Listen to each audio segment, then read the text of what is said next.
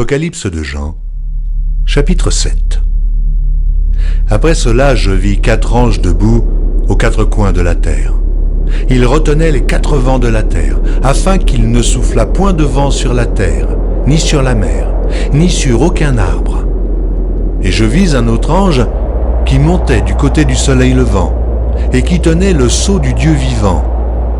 Il cria d'une voix forte aux 4 anges à qui il avait été donné de faire du mal à la terre et à la mer, et il dit : Ne faites point de mal à la terre, ni à la mer, ni aux arbres, jusqu'à ce que nous ayons marqué du sceau le front des serviteurs de notre Dieu. Et j'entendis le nombre de ceux qui avaient été marqués du sceau, 144 000, de toutes les tribus des fils d'Israël. De la tribu de Juda, 12 000, marqués du sceau. De la tribu de Ruben, 12 000. De la tribu de Gad, 12 000. De la tribu d'Azer, 12 000. De la tribu de Nephtali, 12 000. De la tribu de Manassé, 12 000. De la tribu de Siméon, 12 000. De la tribu de Lévi, 12 000.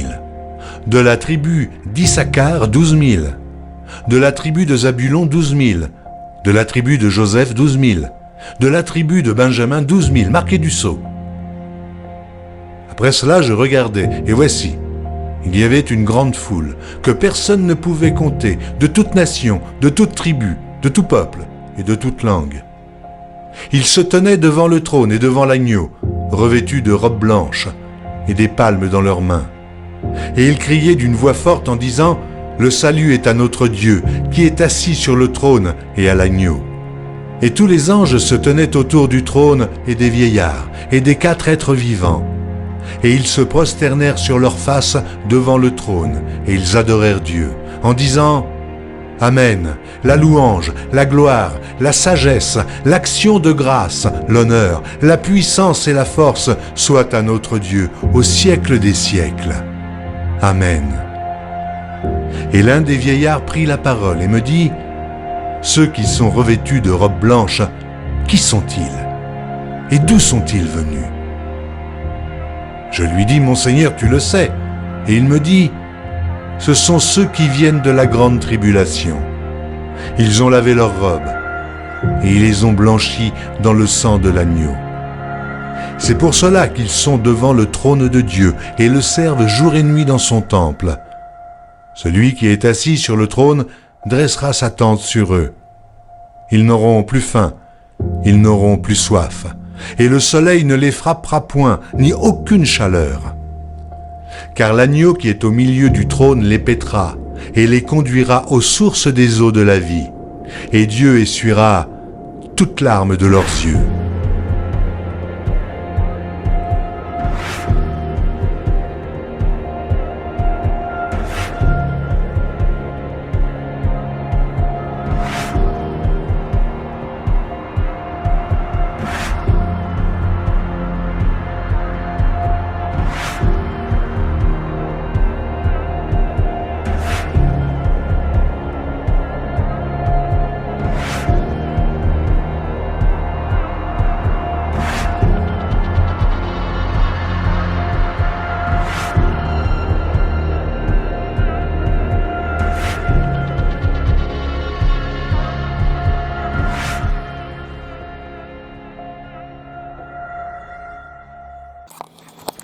Bonjour à tous les Bantous partout où vous êtes, peuple élu du Créateur des cieux et de la terre, le tout-puissant Tata Nzambe Yamazulu. Au nom puissant de notre roi Isaya Kongo, nous vous saluons partout où vous êtes. Que le Père suprême vous bénisse dans sa bonté, dans son amour. Qu'il soit avec vous partout où vous êtes, les Bantous qui sont au-delà du fleuve de Couche, selon la prophétie, et les Bantous qui sont captifs parmi les nations, selon la prophétie, partout où vous êtes, soyez bénis. Donc aujourd'hui, nous venons encore vous révéler des vérités et des secrets, afin que cela contribue à votre enrichissement spirituel. Cela vous permettra d'enrichir votre spiritualité et de découvrir les merveilles de la parole de Congo. Voilà. Alors, aujourd'hui, nous avons un sujet important à vous révéler, mais bien avant, nous allons vous montrer un petit documentaire que nous avons découvert pour saluer un peu le frère Congo de Panama. Panama qui est en Amérique latine, en Amérique centrale notamment. Et nous avons trouvé ce petit document là où nous voyons nos frères Bantou Bakongo qui sont encore captifs là-bas et que nous voulons saluer avec joie. Donc nous allons vous présenter ce documentaire. Après, nous allons revenir sur le sujet du jour. Mieux placé reste le fort San Geronimo, qui permettait avec ses 18 canons d'avoir toute la baie en ligne de mire. Le bâtiment de la douane, qui date de 1630, a été conservé tel qu'il était à l'origine. C'est ici que les galions devaient enregistrer leur cargaison d'or avant de repartir vers l'Europe. En 1820, le traité interdisant l'esclavage est promulgué. À cette époque, 90% de la population est noire, venant de Saint-Domingue, mais surtout d'Afrique, et en ce qui concerne Portobello, venant du Congo. Chaque année après le carnaval, un festival réunit toutes les formes d'expression artistique, qui rappellent l'époque où des esclaves s'étaient échappés dans la jungle et vivaient en petites communautés. Sandra Eleta, une photographe, a créé un atelier, le Taylor Portobello, où les habitants du village viennent s'exprimer autour de ce que l'on appelle l'art Congo.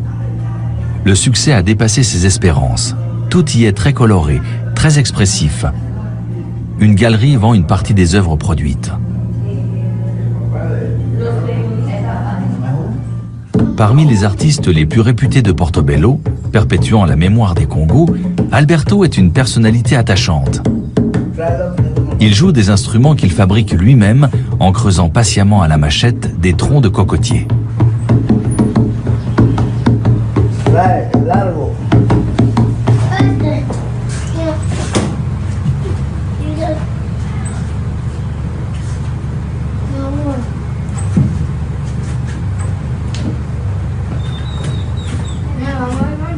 Nous avons jusqu'à maintenant perpétué la mémoire des Congos.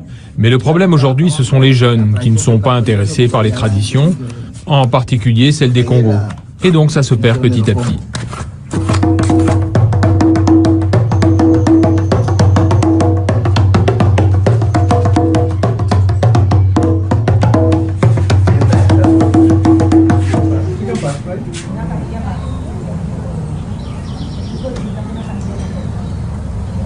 Voilà.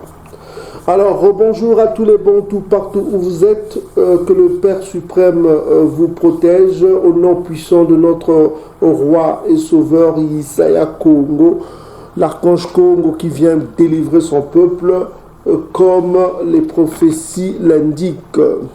Alors, nous avons une question de notre frère Isaya qui voudrait connaître les 144 000 que la Bible parle dans deux passages, notamment dans Apocalypse chapitre 7 et Apocalypse chapitre 14. Donc, ce que nous allons faire, nous allons vous donner une petite explication pour connaître les 144 000, parce que nous ne pouvons pas vous dire qui ils sont, parce que ça serait un mensonge, mais nous pouvons au moins révéler leur identité ethnique, et nous allons essayer de révéler leur localité, là où ils sont. Ok? Donc nous allons vous donner ces orientations afin que vous-même vous ayez la compréhension sur ce qu'ils sont. Mais nous ne pouvons pas vous dire celui-là, il fait partie des 144 000. Nous ne pouvons pas, nous n'avons pas ce pouvoir pour vous dire qui ils sont réellement. Mais nous allons vous révéler leur identité ethnique, et puis nous allons vous révéler leur localité. Alors, pour cela, nous allons commencer par Apocalypse chapitre 7. Alors, on dit ceci: après cela, je vis 4 anges debout aux 4 coins de la terre. Ils retenaient les 4 vents de la terre, afin qu'il ne soufflât point de vent sur la terre, ni sur la mer, ni sur aucun arbre. Donc ici, on nous révèle qu'il y a 4 anges. Nous allons chercher de savoir que représentent ces 4 anges. Alors, que représentent réellement ces 4 anges? Pour cela, nous allons aller dans les apocryphes de Siracide. Vous connaissez le livre de Siracide. Les livres de Siracide font partie des apocryphes. Le mot apocryphe vient de apocrypha qui veut dire des livres cachés. Le livre caché que le Vatican ne voulait pas révéler. Et nous allons aller dans l'apocryphe là où nous avons vu le nom de Tatanzambi, le 1611 qui date du 16e et du 17e siècle. Et ce livre-là va nous révéler en quelque sorte que représentent ces quatre anges que nous voyons dont parle Apocalypse chapitre 7. Donc pour cela, prenez vos Bibles, vous allez dans Siracide chapitre 39. Vous pouvez aller dans Siracide chapitre 39 et pour cela nous allons lire le verset 28 et 29 dans la version anglaise. Comme je vous ai toujours dit, comme c'est une version anglaise que nous estimons bien traduite, ce que vous pouvez faire, mes frères et sœurs, vous allez dans kingjames.org et vous allez dans les apocryphes. Vous pouvez prendre cette copie, vous mettez directement sur Google Translate pour avoir une traduction approximative. Donc nous, comme nous connaissons l'anglais, nous allons vous donner la traduction nous allons vous faire la traduction de l'anglais en français. Donc pour cela, nous allons dans Siracide chapitre 39, Siracide chapitre 39, versets 28 à 29. Je vais vous faire une lecture en anglais et puis je vous ferai la traduction. Donc on dit ici, there be spirits that are created for vengeance. Donc on dit ici qu'il y a des esprits qui ont été créés pour la vengeance, pour les moments de vengeance. Donc nous sommes, mes frères et sœurs, dans Siracide chapitre 39, versets 28 à 29. Nous allons vous faire la traduction de l'anglais au français pour révéler un peu les esprits, les quatre esprits, les quatre anges dont on parle dans Apocalypse chapitre 7, verset 1. Nous allons essayer de comprendre qui sont les quatre anges dont on parle.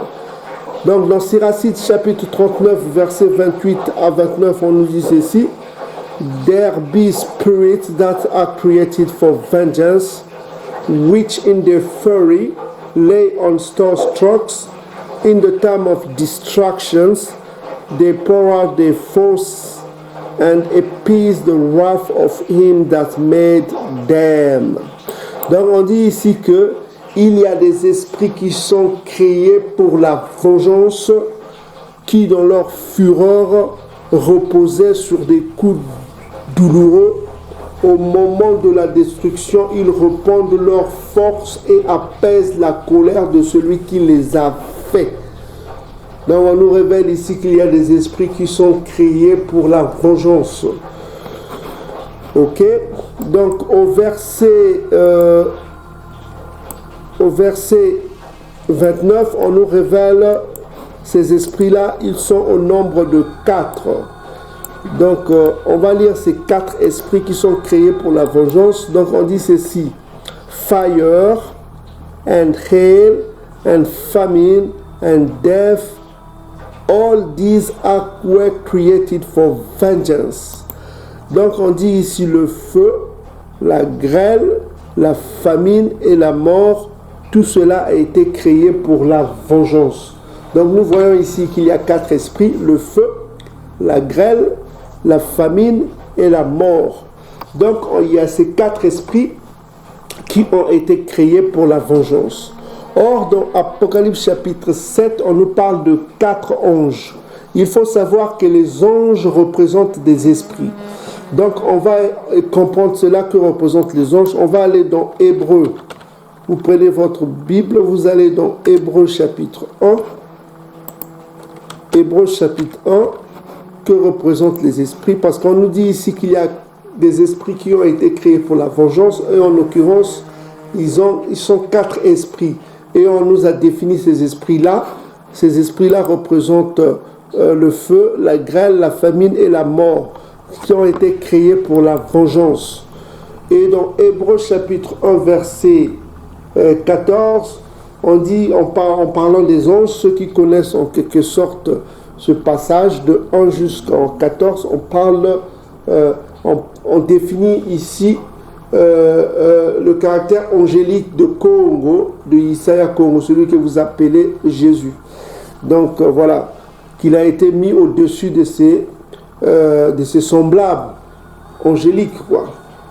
Qu'il était un ange, il est devenu au-dessus des autres anges, ce qui s'appelle archange. Archange veut dire celui qui est au-dessus des autres anges.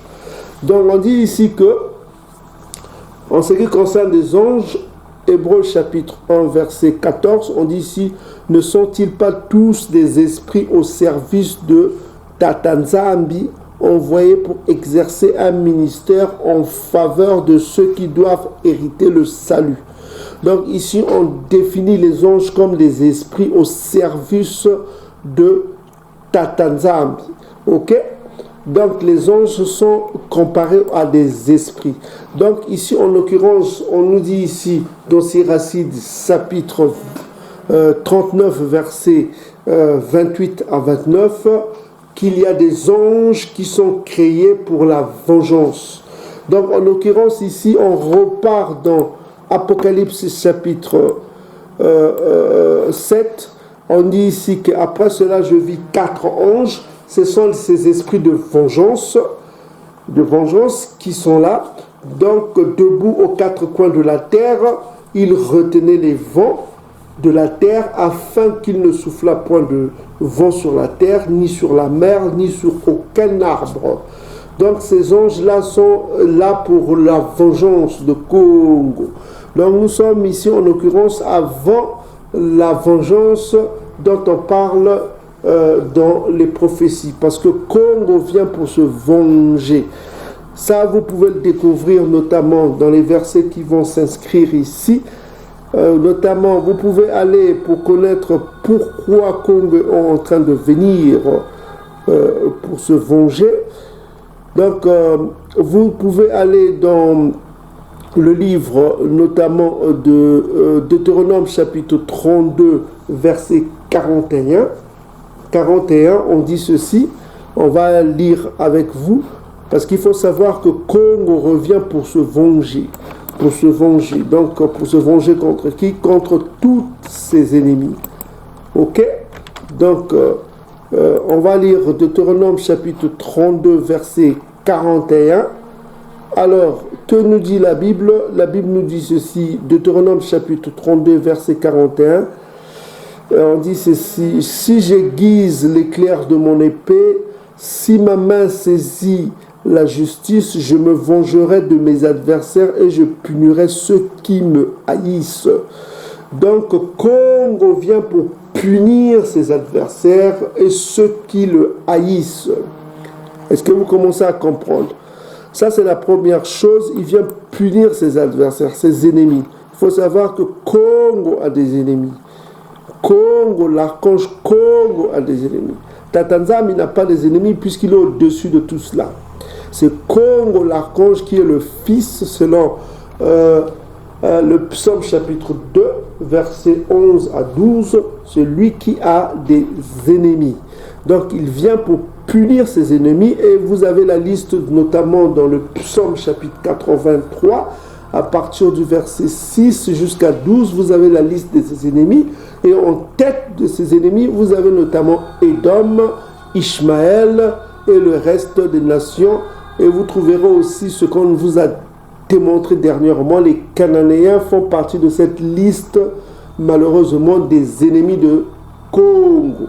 Donc Congo vient contre ses ennemis, il vient contre tous ceux qui le haïssent, et cela est aussi répété dans Yilimaya, notamment Jérémie chapitre 46 verset 10, on va le découvrir avec vous. Jérémie 46 verset 10 révèle encore toujours cela, et ça vous trouverez tout au long de la Bible qui vient pour la vengeance. Donc Jérémie chapitre 46 verset 10 nous dit ceci: ce jour est au Congo à Congo des armées, c'est un jour de vengeance. Là, on parle notamment dans les temps eschatologiques qui arrivent. On dit ceci, que c'est un jour de vengeance, ce qu'on appelle souvent le jour de l'Éternel dans vos versions bibliques, qui est le jour de Congo. Donc on dit ceci, que ce jour à Congo des armées, c'est un jour de vengeance où il se venge de ses ennemis. Il se venge de ses ennemis. L'épée. Donc on sait que l'épée céleste viendra notamment sur la première nation ennemie de Congo, c'est les Édomites. Ça, vous pouvez lire dans Ésaïe chapitre 34, versets 1 jusqu'à 12. Donc vous voyez que la cible première, c'est Édom. Édom, donc la chute d'Édom apportera le royaume de Congo, et c'est Congo dans sa puissance, dans la puissance de sa bouche, qui dévorera Édom. Donc l'épée céleste dont on parle, qui viendra dévorer Édom. Donc on dit ceci, que le jour de Congo des armées est un jour de vengeance, où il se venge de ses ennemis. L'épée dévore, elle se rassaisit, elle s'enivre de leur sang, de ses ennemis. Notamment, souvenez-vous, ces ennemis sont listés. La liste est composée dans le psaume chapitre 83. 83, là vous avez la liste de tous les ennemis de Congo. Donc il dit qu'il y a des victimes de Congo des armées au pays du Septentrion, sur les rives de l'Euphrate. Donc on parle ici que le jour de Congo arrive contre ses ennemis. Donc il y a encore un verset qu'on va découvrir qui parle de cela. Le jour de Congo des armées, c'est un jour de vengeance. Et ça, vous pouvez aller dans le livre de Isaïe chapitre 61. Voilà. Donc on va aller dans Isaïe chapitre 61. Notamment Ésaïe chapitre 61, pour comprendre ce jour-là de vengeance, parce qu'il vient pour se venger. Donc ça, vous avez l'écho de ce passage-là dans Luc chapitre 4. Luc chapitre 4 parle de cela, quand Isaïe est venu devant l'assemblée, le Dibundu des Bantous, il a lu ce passage-là.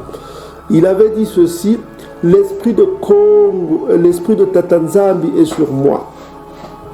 Car Tatanzambi m'a oint pour porter de bonnes nouvelles aux malheureux. Le malheureux, le pauvre, c'est le Bantou. Il m'a envoyé pour guérir ceux qui ont le cœur brisé, pour proclamer aux captifs la liberté et aux prisonniers la délivrance. Pour publier une année de grâce de Tatanzambi, pour publier une année de grâce de Tatanzambi. Donc on va lire ce passage dans Luc chapitre, et puis on va revenir ici. Luc chapitre 4. Vous allez comprendre quelque chose, un petit secret là. Donc c'est, je crois, à partir du verset 12. Ok. Alors, on est dans Luc chapitre 4. Donc on commence à partir du verset 16. Donc Luc chapitre 4 à partir du verset 16 dit ceci: Isaïe se rendit à Nazareth. Il avait été élevé et selon sa coutume, il entra dans la synagogue le jour de Samba. Ce que vous appelez le sabbat, les Bantous, c'est Samba. Ok, Samba, et c'est le chiffre 7. Ok, en Lingala, Samba, ça veut dire le chiffre 7, en Kikongo, le chiffre 7, et même chez les Swahili, Samba, c'est toujours le chiffre 7. Donc, il se leva pour faire la lecture. Donc, on a ici, Isaïe vient pour faire une lecture. Soyez attentifs sur ce qu'il va dire. C'est intéressant. Et on lui remit le livre du prophète Isaïe. L'ayant déroulé, il trouva l'endroit où il était écrit. Il va lire le psaume chapitre 61, Ésaïe chapitre 61. Soyez attentifs. Donc on est Luc chapitre 4 verset 18. Ainsi parle Isaïe: l'esprit de Tatanzambi est sur moi. Il dit que l'esprit de Tatanzambi est sur lui. Parce qu'il m'a oint pour annoncer une bonne nouvelle aux pauvres.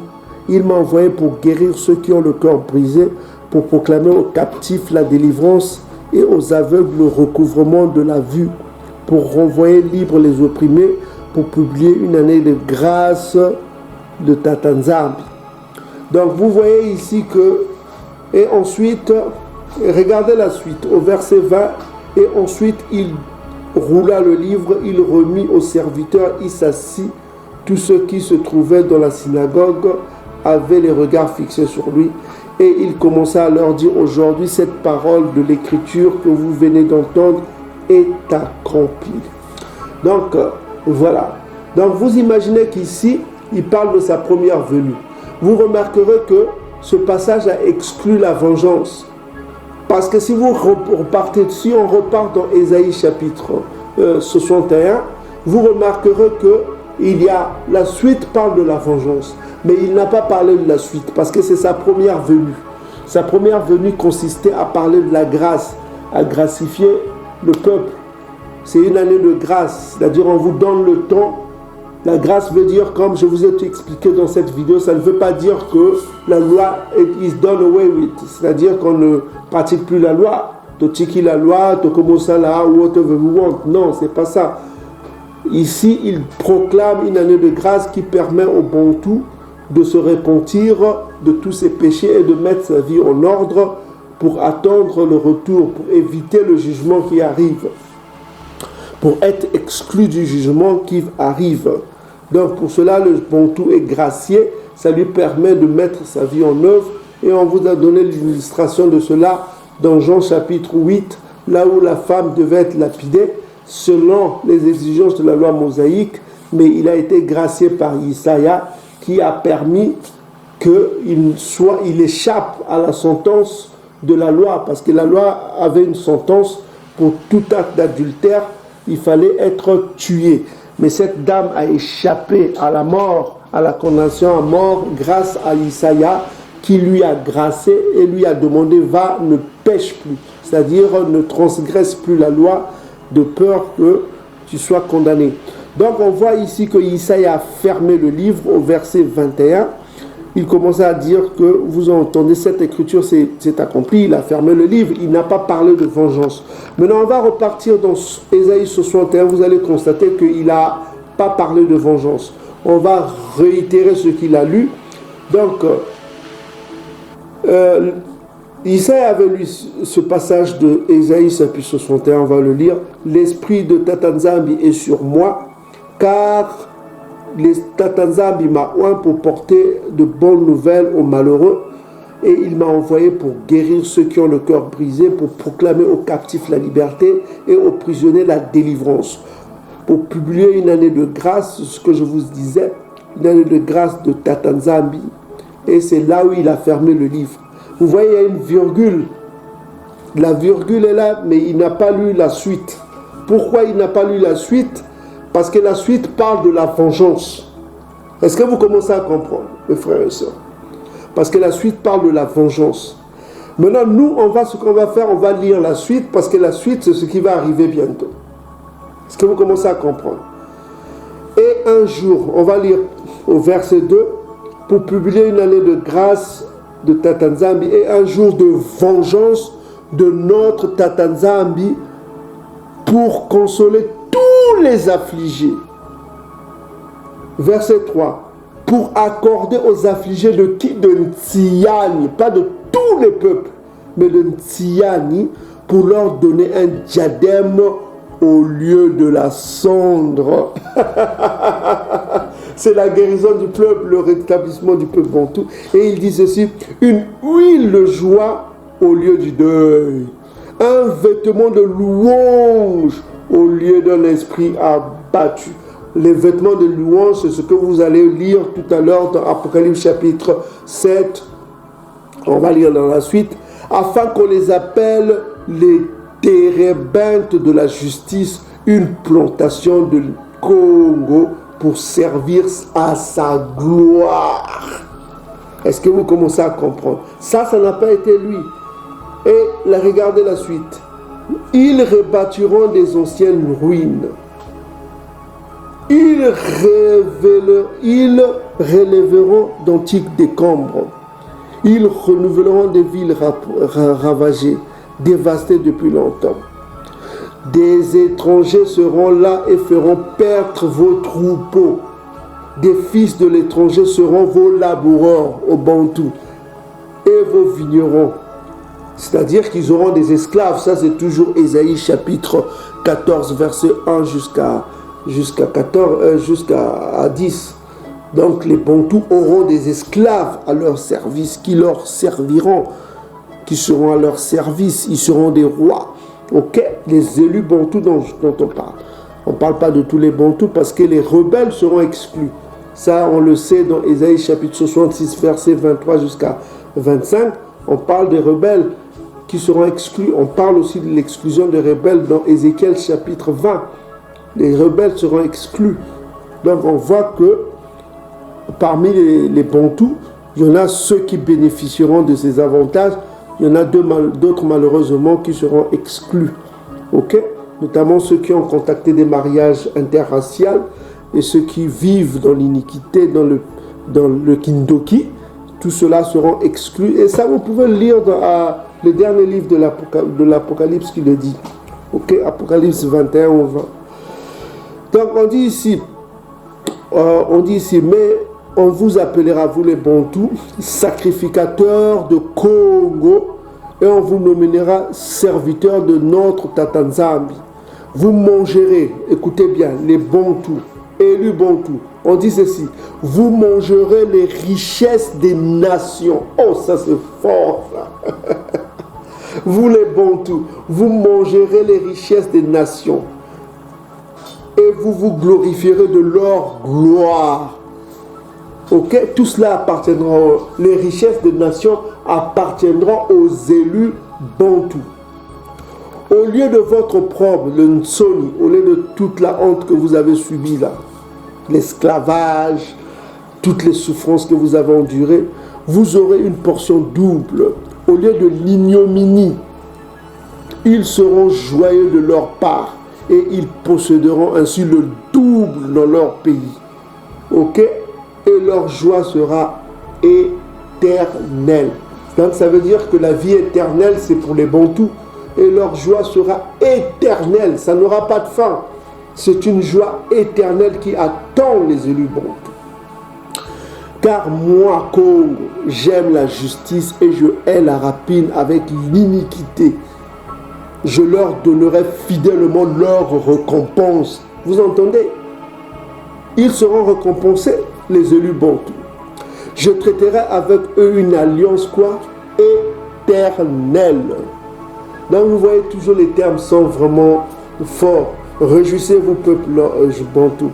Maintenant, écoutez la suite, c'est incroyable. C'est incroyable. Là, les mots sont forts. Leur race sera connue parmi les nations. Et leur postérité parmi les peuples. Tous ceux qui les verront reconnaîtront qu'ils sont la race bénie de Congo.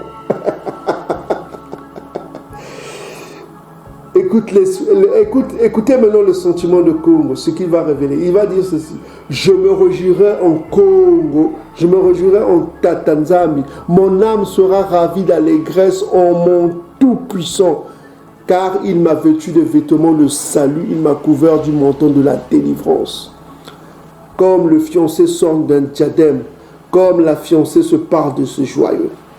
Car comme la terre fait éclore son germe, et comme un jardin fait pousser ses semences, ainsi Congo fera germer le salut et la louange en présence de toutes les nations. Vous voyez, c'est fort. En présence des nations, les nations verront la gloire. Et ça rejoint quoi? Sophonie chapitre 3 verset 20. Vous serez glorifiés parmi toutes les nations, c'est ce que ça veut dire. Toutes les nations verront la gloire qu'auront les élus bons. Et maintenant, on va scruter un peu ces élus-là. Qui sont ces 144 là dont on parle? Qui sont-ils ces 144? Ok? Qui sont-ils ces 144 dont on parle?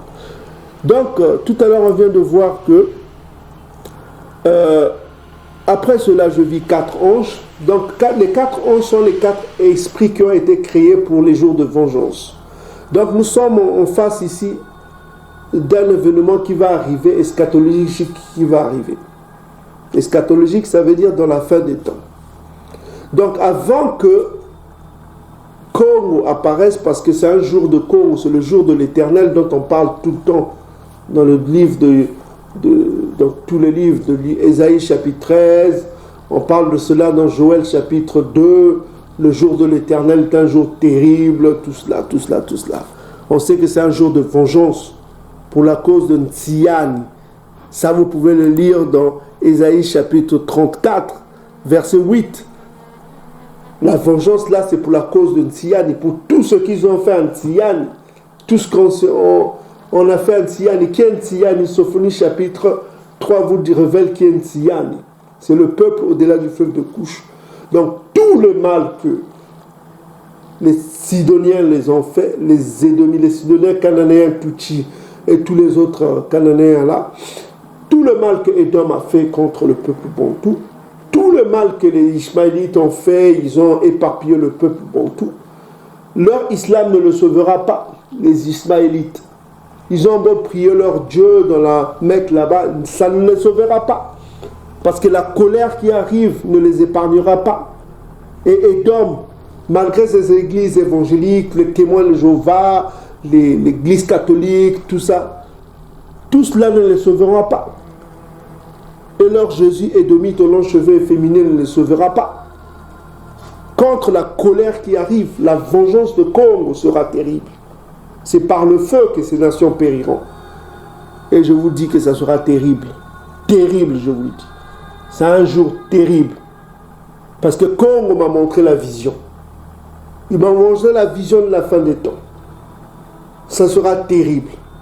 C'est un jour terrible, un jour terrible. Et je ne souhaiterais à personne ce jour. Ok? Donc mes frères et sœurs, on est ici dans Apocalypse chapitre 7.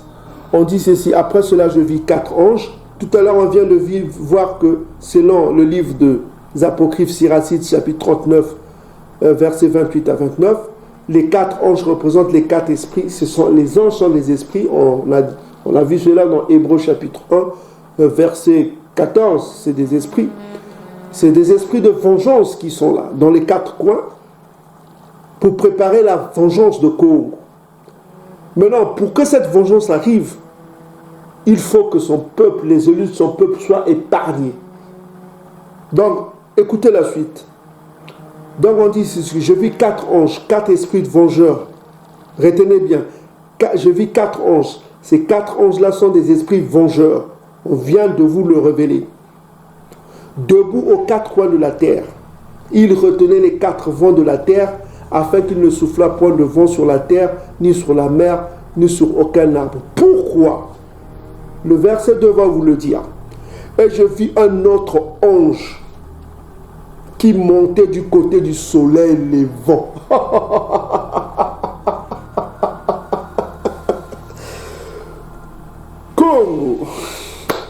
Et qui tenait le sceau de Tatanzambi Yamazouk. Vivant. Il cria d'une voix forte aux 4 anges. Donc il donne un ordre terrible. Cet ange-là est terrible. Il avait le sceau du Dieu vivant. Qu'est-ce que cela veut dire? Il faut savoir que le sceau représente quoi?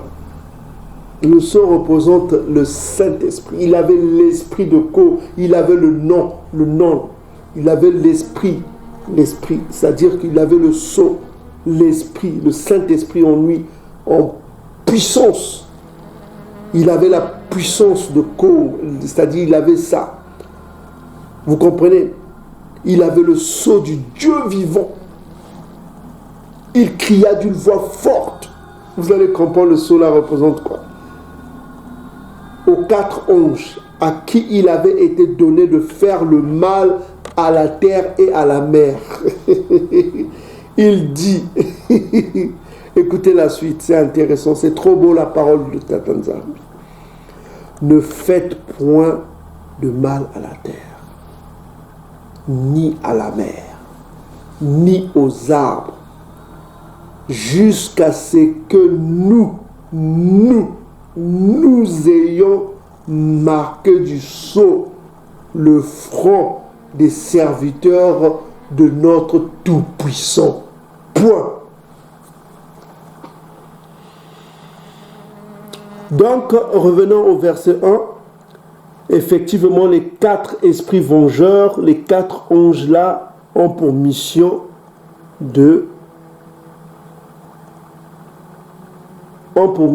d'apporter le malheur, la vengeance. Est-ce que vous commencez à comprendre? Donc leur mission, effectivement, c'est de se venger. C'est de préparer un grand malheur qui arrive. Mais on leur demande de ne pas le faire jusqu'à ce que, que les serviteurs de notre Tout-Puissant soient marqués. Qui sont les serviteurs?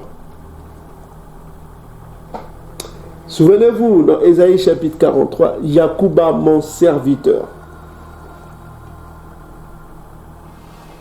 Dans le livre d'Ésaïe, on vous dit que Yacouba, mon serviteur. C'est Yacouba. Donc on parle des Bantous. Donc les Bantous doivent être marqués d'abord avant que la destruction arrive. C'est ce qu'on veut nous dire ici. Que les serviteurs Bantous, les élus Bantous doivent être marqués avant cette destruction. Et la suite dit ceci. Et j'ai entendu le nombre de ceux qui avaient été marqués du sceau. Parce que souvenez-vous que c'est le sceau de Tata Nzambi. Et on va vous révéler ce sceau-là. Bien sûr. Donc le sceau de Tata Nzambi, il devait être marqué du sceau de Tata Nzambi. Et j'ai entendu le nombre de ceux qui avaient été marqués du sceau de Tata Nzambi, 144 000 de toutes les tribus des fils d'Issolélé. Donc là, on vient de nous révéler l'identité ethnique de ces 144 000. Ils ne sont pas édomites. Ils ne sont pas chamites. Ils ne sont pas japhétistes. Ils ne sont pas moabites. Ils ne sont pas cananéens. Leur identité ethnique, c'est qu'ils sont du Solélé Bantou. Ils sont des Bantous, uniquement. Donc vous voyez encore que nous sommes ici en face du Créateur qui se préoccupe d'abord de son peuple. Il vient pour son peuple. Et cela vous avez comprendre que tout ce qu'il fait, c'est pour son peuple. Est-ce que vous commencez à comprendre?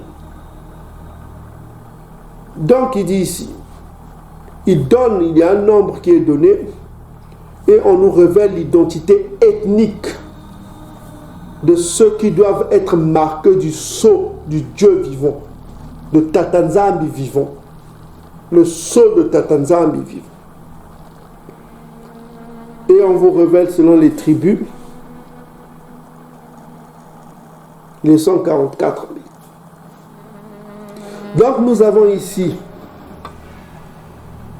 l'identité ethnique de ces 144 000. Et n'écoutez pas les mensonges des témoins de Ova, parce que je les appelle les témoins de Ova. Ova qui vient du mot Ava, qui Ova veut dire en hébreu, d'où l'origine est Ava, qui veut dire la méchanceté.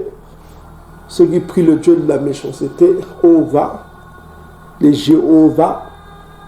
J'aime pas trop prononcer ce mot-là, parce que ça a une connotation satanique. Donc, on dit ici que les témoins de Jéhovah, eux, ils croient qu'ils font partie des 144 000. Bien que la majorité d'eux soient édomites. C'est rigolo. Là, la Bible précise bien leur identité ethnique. L'identité ethnique de ces 144 000, ils appartiennent aux ethnies bantoues. Est-ce que vous commencez à comprendre? Donc, nous avons ici identifié l'identité ethnique de ces 144 000 et nous allons, la deuxième chose que nous allons essayer de comprendre, que signifie ce sceau, le sceau de Tatanzambi. Mais pour cela, pour connaître le sceau de Tatanzambi, je voudrais vous dire que toujours avant la destruction, Tatanzambi a toujours, avant d'agir, il a toujours épargné les justes, les élus de son peuple, ceux qu'il a prédestinés. Est-ce que vous commencez à comprendre? Il les épargne toujours. Quand il y a une destruction qui arrive, il épargne ceux qu'il a choisis, ceux qui lui sont fidèles. Ok? Quand il a détruit les Égyptiens, les Chamites égyptiens, les Africains, les Ouest-Africains, qui sont en majorité égyptiens, dans Exode chapitre 12, versets 22 à 23, il a demandé à ceux que devant chaque maison des Bantous, qu'il y ait un signe, afin que quand le destructeur passera, qu'il épargne son peuple. Quand il a frappé les Bantous qui se dévoyaient de sa loi, qui se prostituaient avec des religions étrangères, qui vivaient dans la prostitution spirituelle, dans Ézéchiel chapitre 9, verset 4, il a marqué les Bantous d'un sceau, d'une marque, les Bantous qui devaient échapper au destructeur. Mais quand on représente le sceau, pour cela il faut aller dans Éphésiens chapitre 4 verset 30 pour comprendre ce que représente le sceau. Donc prenez vos Bibles, vous allez dans Ézéchiel et Éphésiens plutôt, excusez-moi, Éphésiens chapitre 4 verset 30. On va comprendre que représente le sceau du Dieu vivant. Alors, que nous dit Ézéchiel et Ésaïe et Éphésiens, excusez-moi, Éphésiens chapitre 4 verset 30. Ainsi parle la parole. N'attristez pas le Saint-Esprit de Tatanzambi par lequel vous avez été scellés. Scellés. Vous avez été scellés. Scellés, ça veut dire le sceau. Vous avez été scellés pour le jour de la rédemption, le jour de la délivrance. Donc on voit que le sceau représente le Saint-Esprit. Donc on va aller dans 2 Timothée chapitre 2 verset 19. On dit ceci: néanmoins le solide fondement de Tatanzambi reste debout avec ses paroles qui lui servent de sceau. Congo connaît ceux qui l'appartiennent, et quiconque prononce le nom de Isaiah Congo, qu'il se loigne de l'iniquité. Donc les paroles de Tatanzambi peuvent servir de sceau, représentent le sceau. La parole de Tatanzambi représente aussi le sceau. Ok, la parole de Tatanzambi représente le sceau. Donc je répète, néanmoins, le fondement de Tatanzambi reste solide avec ses paroles qui lui servent de sceau. Donc la parole de Satanas servent de sceau. Ok? Congo connaît ceux qui lui appartiennent. Et quiconque prononce le nom de Isaiah Congo, qu'il se loigne de l'iniquité. Est-ce que vous commencez à comprendre, mes frères et sœurs? Donc, c'est ce que je vous disais, mes bien-aimés. Donc, la parole représente le Saint-Esprit. Le Saint-Esprit, ça représente le Saint-Esprit. Donc, nous avons découvert c'est quoi le sceau. Le sceau représente le Saint-Esprit. Ok. Donc, pour cela, on va aller dans... Alors, nous avons déjà compris qui sont l'identité ethnique des 144 000. Ils sont de la famille Bantou. Et nous allons encore découvrir quelque chose. Pour cela... Et puis autre chose que nous venons de découvrir, mais on va repartir encore dans Apocalypse chapitre 7, verset 4. Nous sommes arrêtés. On dit ici, ai-je entendu le nombre de ceux qui avaient été marqués du sceau, 144 000 de toutes les tribus des fils d'Isolélé. Donc, ils sont exclusivement des fils d'Isolélé. Et pour cela... ils ont été marqués du sceau. Apocalypse chapitre 7, verset 8. Et on sait qu'ils appartiennent des tribus. Et on sait que les enfants d'Isolélé avaient 12 tribus. Donc, ils font partie des 12 tribus au royaume d'Isolélé. Voilà quoi. Ils sont partis des fils d'Isolélé, plutôt, excusez-moi. Ils sont partis des Bantous. Ok, ils sont exclusivement issus des royaumes Bantous qu'on a vu identifiés par les espions jésuites qui sont au-delà du fleuve de Couche, selon Ésaïe chapitre 18, verset 1 à 7 et Sophonie chapitre 3, verset 8 à 20. Donc on a identifié qu'ils ne sont pas ni chinois, ils ne sont pas arabes, ils ne sont pas les faux juifs là de la Palestine, les Khazars. Ils ne sont pas séfarades, faux juifs berbères là. Ils ne sont pas ça, mais ils font partie des Bantous, des tribus Bantous d'Isolélé qui sont au-delà du fleuve de l'Éthiopie. Donc pour cela, on va aller dans Apocalypse chapitre 14 pour avoir encore un peu plus de précision sur ces 144 000. On va aller dans... Vous prenez vos Bibles, on va aller dans Apocalypse chapitre 14. Apocalypse chapitre 14. Donc vous prenez Apocalypse chapitre 14 au verset 1, on commence à partir du verset 1. Je regardais, voici l'agneau. L'agneau représente Yesaya Congo, se tenait sur la montagne de Tsiani. Donc on sait que le peuple bantou a rendez-vous à la montagne de Tsiani selon Sophonie chapitre 3 verset 10 à 11. Avec lui 144 000 personnes qui avaient son nom et le nom de son père écrit sur leur front. Donc ils avaient le nom de Congo sur leur front et le nom de Tatanzambi sur leur front. N'est-ce pas? Donc ils avaient à la fois le nom de Congo et le nom de Tatanzambi sur leur front. Écrit sur leur front. Les 144 000. Donc ils connaissaient le nom de Congo. Ils avaient eu la révélation du nom de Congo. Et j'ai entendu du ciel une voix comme un bruit de gros eaux. Donc je répète, nous sommes au verset 2. Et j'ai entendu du ciel une voix comme un bruit de grosses eaux, comme le bruit d'un grand tonnerre. Et la voix que j'ai entendue était comme celle de joueurs d'harpe jouant de leur harpe. Et ils chantaient un cantique nouveau devant le trône. Donc, ce sont 44 000 chantaient un cantique nouveau devant le trône de Congo, devant les 4 êtres vivants et les vieillards.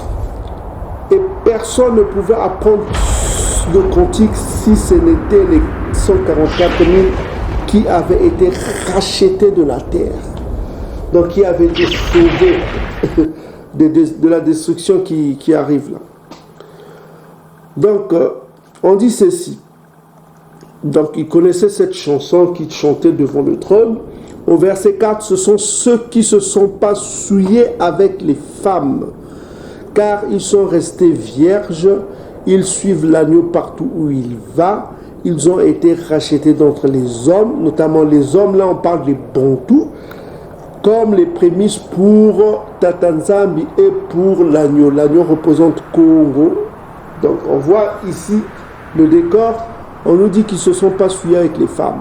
Donc le profane va se dire qu'ils ne sont pas souillés avec les femmes, le profane va se dire que voilà, on parle d'une virginité sexuelle, ils sont vierges, ils n'ont pas connu les femmes. Donc ça, c'est un profane qui ne comprend pas le langage spirituel. Que veut-on dire ici?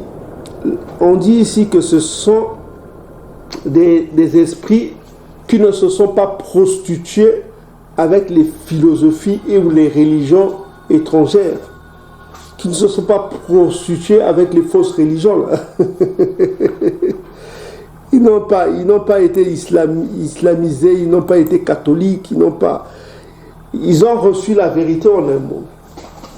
Ce sont des gens qui ont reçu la vérité dans sa pureté. Voilà, ils ne se sont pas prostitués avec d'autres religions, quoi. C'est ce que cela veut dire tout simplement. Parce que si vous prenez le cas, par exemple, si vous dites qu'ils étaient vierges sexuellement, il faut parler aussi de... Est-ce que vous ne savez pas, Pierre avait une femme? Donc, s'il avait une femme, il couchait avec cette femme. Il n'était pas vierge, Pierre, l'apôtre Pierre. N'est-ce pas? Est-ce que vous commencez à comprendre? Si vous allez dans le livre de Marc, chapitre 1, verset 23, on vous dit qu'on parle de la belle-mère de Pierre, c'est-à-dire la femme, la mère à sa femme. Donc, il avait une femme, Pierre. L'apôtre Pierre, il avait une femme. Donc, on ne parle pas de ça, on ne parle pas d'une prostitution charnelle, on parle d'une prostitution spirituelle. Et ça, vous pouvez avoir une idée de cela dans Jérémie chapitre 3, versets 1 à 3. Pourquoi on parle de prostitution spirituelle? On va vous démontrer ça dans Jérémie chapitre 3, verset 1 à 3. On va le lire rapidement pour que vous compreniez que vous ne suivez pas les religions des Édomites de merde qui vous parlent d'une prostitution charnelle, qu'ils étaient vierges. Et l'Église catholique se prive même de femmes pour croire qu'ils seront partis des 144 000. On les interdit de prendre des femmes. C'est pourquoi ils sont tous devenus des homosexuels, ces gens-là. Ou bien des pédophiles. Donc on voit ici, il dit, lorsqu'un homme repudie sa femme, nous sommes dans Jérémie chapitre 3, versets 1 à 3. Lorsqu'un homme repudie sa femme, qu'elle le quitte et devient la femme d'un autre, cet homme retourne-t-il vers elle? Le pays même ne serait-il pas souillé? Et toi, il parle de son peuple, tu t'es prostitué à de nombreux amants, et tu reviendras à moi, dit Congo. Lève les yeux vers le hauteur et regarde. Où ne t'es-tu pas prostitué? Tu te tenais sur le chemin comme l'Arabe dans le désert. Tu as sué le pays par tes prostitutions et ta méchanceté. Donc on voit ici, on parle d'une prostitution spirituelle. Ok? On parle ici d'une prostitution spirituelle qui donne la honte. Donc les versets suivants l'expliquent. Donc on va aussi lire, on va aller dans Ézéchiel chapitre... Ézéchiel 23, verset 3. Donc, le livre de Ézéchiel, verset 3, parle toujours de cette prostitution spirituelle. Ok, on dit ici que... Là, on va dans Ézéchiel, chapitre 23. Prenez vos Bibles, allez dans Ézéchiel, chapitre 23, verset 3. Ok, on peut commencer au verset 11. Donc la parole de Congo me fut adressée en ces mots. Benamuntu, c'est-à-dire fils de l'homme, Benamuntu. Benamuntu, ça parle toujours des Bantous. Benamuntu. Il y avait deux femmes, filles d'une même mère. Elles se sont prostituées. Donc ici en l'occurrence on parle de deux royaumes. Le royaume du nord et le royaume du sud. Le royaume du sud c'est Juda, Yaoundé. Le royaume du nord c'est Ngala, c'est-à-dire les autres tribus. Elles se sont prostituées en Égypte. Donc c'est pourquoi, tu vois, les Bantous se sont prostitués en Égypte. Donc ça prouve encore les égyptologues là qui sont actuellement en train de faire la gloire de l'égyptologie. Sachez que vous êtes en train de vous perdre. Et Vous êtes en train de perdre. Vous êtes bantou et vous êtes en égyptologie. Quel malheur à vous.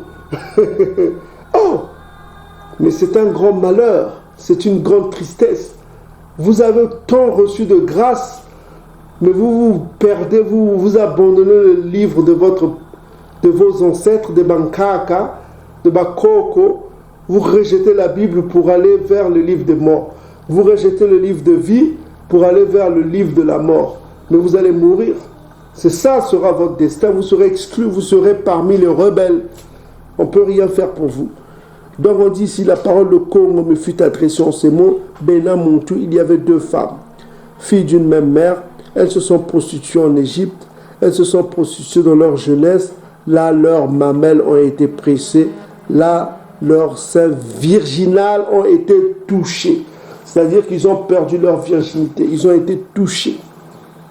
Donc on voit que on ne parle pas d'une prostitution charnelle ici, une prostitution spirituelle. Ok? Là, on décrit un peu les péchés de Juda et de Pélaï, qu'on appelle Éphraïm, c'est-à-dire le royaume du nord et le royaume du sud. Dans l'occurrence, elles sont flambées avec ses amants, les Assyriens, tout ça comme ça. On explique cela d'une façon parabolique pour parler d'une prostitution spirituelle. Donc on revient encore ici, donc on parle ici d'une prostitution spirituelle, c'est-à-dire qu'on revient dans Apocalypse chapitre 14, on ne parle pas qu'ils sont vierges parce qu'ils n'ont pas connu des femmes, les 144. Non, ils sont vierges parce qu'ils ne se sont pas prostitués avec des philosophies que nous rencontrons aujourd'hui. Le catholicisme, l'islam, le bouddhisme, les religions impures, ils ne se sont pas courbés devant les statues. Ils ont haï cela depuis leur enfance. Ils ont haï les religions parce qu'ils ont été déjà éclairés devant leur jeunesse. Ils ont déjà vu que ça, ce n'est pas le chemin du Père, que des choses qu'on doit rejeter. Ils sont restés fidèles parce qu'on dit qu'ils suivent l'anneau partout où il est. L'anneau représente la vérité parce que Congo représente la vérité. Vous comprenez? Donc ils suivent la vérité partout où la vérité va. Vous comprenez ce que ça veut dire? La vérité, c'est la parole de ta Tanzanie. Ok? Ta parole est la vérité. Donc la vérité, c'est la parole de ta Tanzanie. Quand on dit ici que ce sont ceux qui ne se sont pas suivis avec les femmes, la femme représente aussi les diverses religions. On vient de le prouver. Donc ils ne se sont pas corrompus avec des diverses philosophies et religions. Car ils sont restés vierges. Ils sont restés purs. Ils ne se sont pas suivis avec l'islam. Ils ne se sont pas suivis avec le catholicisme. Le christianisme édomite. Ils ont rejeté cela. Ils se sont dit que ça, ce n'est pas la voie de Tatanzan. On ne prie pas les statues. Ils ont refusé de prier les statues. Ils ont refusé de se faire baptiser dans les églises catholiques. Ils ont refusé d'appeler le démon qui est au Vatican là, le pape, parce que le mot pape, ça veut dire père. Ils ont refusé de l'appeler père, n'appeler personne père. C'est seul Tatanzan qui est le Père suprême. Est-ce que vous commencez à comprendre? Qu'ils sont restés fidèles à la parole de l'agneau, à la parole de Isaïako. Ils ne se sont pas corrompus, ils sont restés vierges. Ils suivent l'agneau partout où il va. C'est-à-dire, ils suivent la vérité partout où ils trouvent la vérité. Ils ont été rachetés d'entre les hommes comme les prémices pour la Tanzanie et pour l'agneau. Voilà. C'est des prémices parce que ils seront dans le gouvernement là pendant 1000 ans. Ils régneront avec Isaïako, avec une verge de fer. Pourquoi? On va le lire dans Apocalypse chapitre 2. Apocalypse chapitre 2. Apocalypse chapitre 2 va dire quelle sera leur fonction. Parce qu'ils auront une fonction. Pourquoi? Parce que là on voit quelque chose. Apocalypse chapitre 2. On va voir la fonction de ces 144. Quelle sera leur fonction? Apocalypse chapitre 2 nous donne un peu quel sera leur agenda, qu'est-ce qu'ils feront. Quand Congo apparaîtra, Donc, Apocalypse chapitre 2, on dit ceci. À celui qui vaincra, qui gardera jusqu'à la fin mes œuvres, je donnerai autorité sur les nations. Donc, ils auront autorité sur les nations. Ils auront autorité sur les nations. Il les pètera avec une verge de fer. Ça représente la loi. Voilà. C'est-à-dire, si tu es homosexuel, perds ta vie. Si tu es adultère, perds ta vie. Si tu es voleur, subis ce que tu dois subir. Selon les lois mosaïques, ça va revenir. Hein? Voilà quoi. Couche avec un animal, perds ta vie. Il n'y aura plus les pratiques édomites là où on couche avec des chiens, ça sera révolu ça. Donc la verge de fer c'est ça. C'est-à-dire si tu respectes la loi, tu es bien. Mais si tu ne respectes pas, perds ta vie. Donc ça c'est... Ou bien souffre. Ok? Donc il pètera les nations avec une verge de fer comme on brise les vases d'argile. Ainsi moi-même j'en ai reçu du pouvoir de mon Père. Je lui donnerai l'étoile du matin. Que celui qui a des oreilles entende ce que l'Esprit dit aux églises, c'est-à-dire au peuple bantou. Ok? Donc on dit qu'il régnera avec Congo. Ils régneront avec Congo, c'est 144 000. Ils régneront avec Congo. Ok? Ils auront de la domination sur les nations. Donc là, on apprend, on a beaucoup d'indices. Au verset 4, on nous dit que, on répète encore, ce sont ceux qui ne se sont pas suivis avec les femmes, c'est-à-dire ceux qui ne se sont pas suivis avec des religions, hein. Les religions des ennemis de Tatanzam, parce que les ennemis de Tatanzam, ils ont créé leur religion. L'islam, le judaïsme, avec le Talmud, le judaïsme khazar, là, avec leur Talmud, au lieu de la Bible, ils ont le Talmud.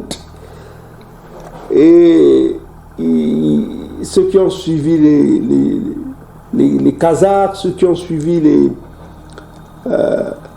les Édomites avec leur catholicisme et leur protestantisme, leur braianisme, leur, comment on appelle, les témoins de jéhovaïsme, ceux qui ont suivi les témoins de Jéhovah, ils sont déjà corrompus. Comment vous pouvez être parmi les 144 000 quand vous êtes témoin de Ova, le dieu de la méchanceté? Hein?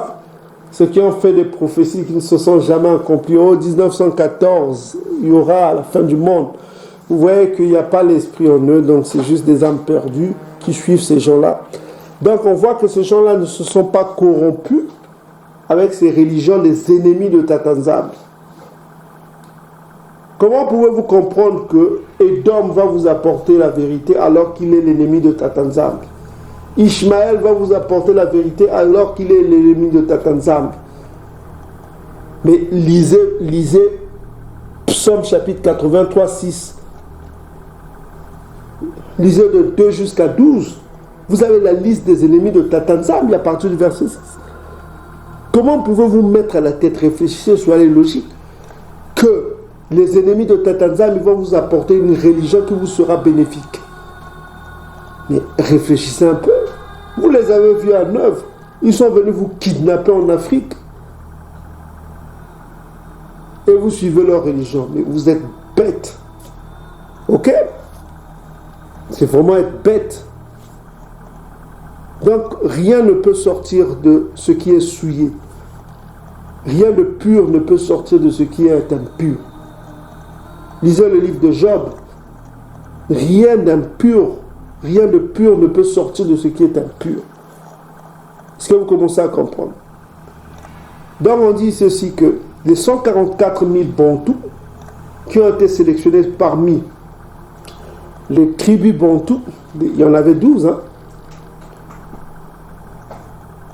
ils ne se sont pas suivis avec les religions étrangères. Ils sont restés vierges. C'est-à-dire ils sont restés à l'écart de ça. Et ils ont même combattu ces fausses religions-là. Ok? Ils ont été rachetés, donc les hommes, ils sont comme les prémices, comme comparatif, comme les prémices pour Tatanzambi et pour l'agneau. Maintenant, regardez la suite. Et on va terminer par ça. Et dans leur bouche, ils ne se sont point trouvés de mensonges, car ils sont irrépréhensibles. Dans leur bouche, ils ne se sont point trouvés de mensonges, car ils sont irrépréhensibles. Gardez en mémoire ce passage, ça vous donne la clé de leur localité. Et c'est la deuxième partie que je voulais vous dire. Où se trouve-t-il? Donc pour cela, on va aller dans Sophonie chapitre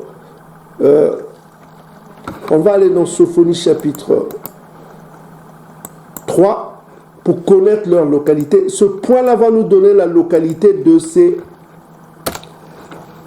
144 000. Ok? Ça va nous donner la localité. Où se trouve-t-il? Soyez attentifs mes bien-aimés, parce que là on va rentrer dans la vérité. On va nous donner la localité de ce 144 000. Suivez attentivement Sophonie chapitre 3 verset 10. On va terminer par ça. D'au-delà des fleuves de l'Éthiopie, de Couche, c'est-à-dire de l'Afrique centrale jusqu'en Afrique du Sud, mes serviteurs ou mes adorateurs, mes dispersés, dans les versions antiques, dans les versions anciennes du 4e siècle, on venait de vous lire dans les vidéos précédentes, on vous dit bien, mon peuple dispersé, m'apporteront des offrandes. Et ça, selon les exigences mosaïques, les offrandes sont des exigences mosaïques. Quand le roi revient, il faut apporter les offrandes. Voilà. Et le mot offrande ici, c'est menga. Menka. C'est menga.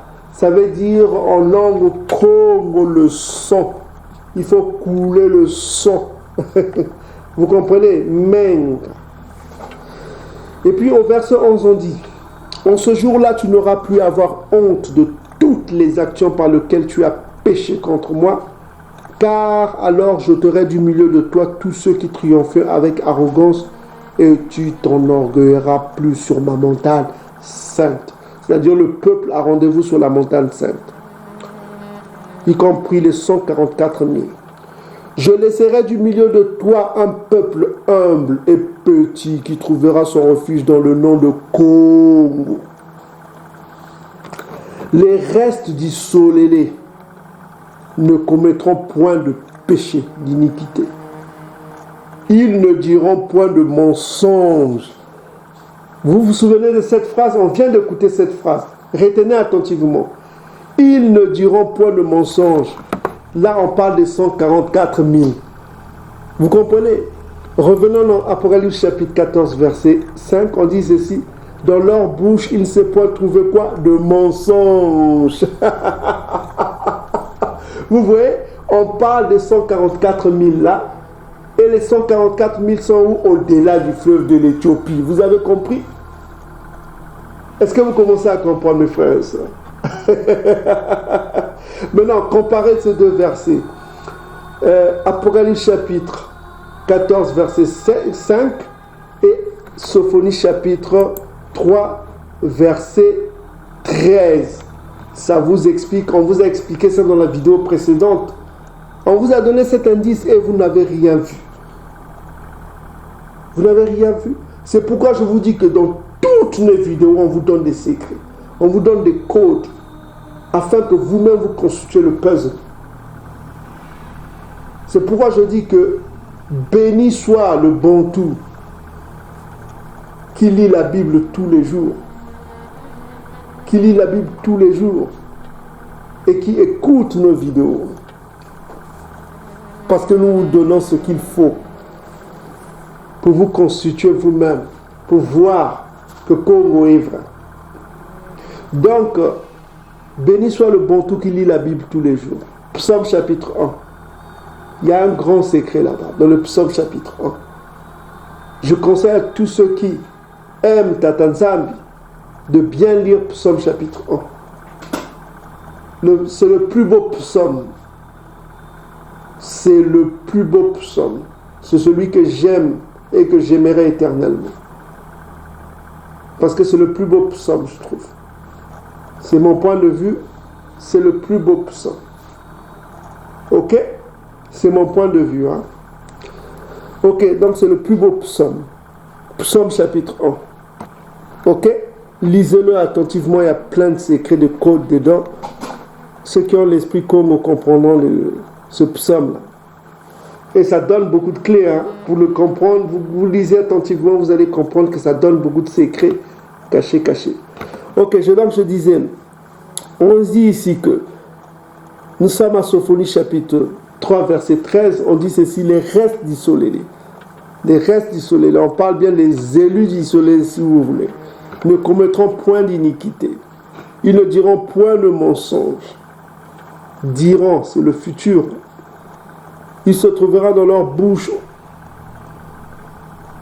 Il se trouvera pas dans leur bouche une langue trompeuse, mais ils paîtront, ils se reposeront et personne ne les troublera.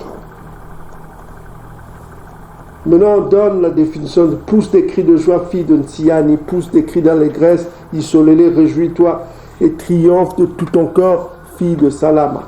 Donc ça, on vous a déjà break it down for you, on vous a déjà donné l'explication de cela. Donc ici, nous sommes sur les 144 000. Nous avons identifié ce peuple,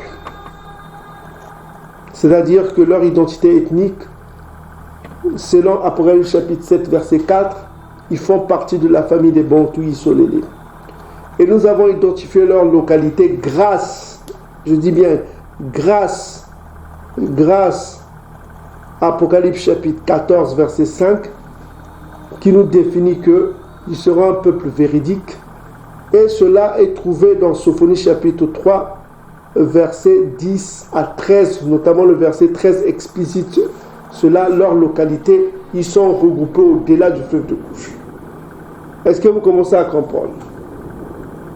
Les restes du soleil là, ils ont été préservés.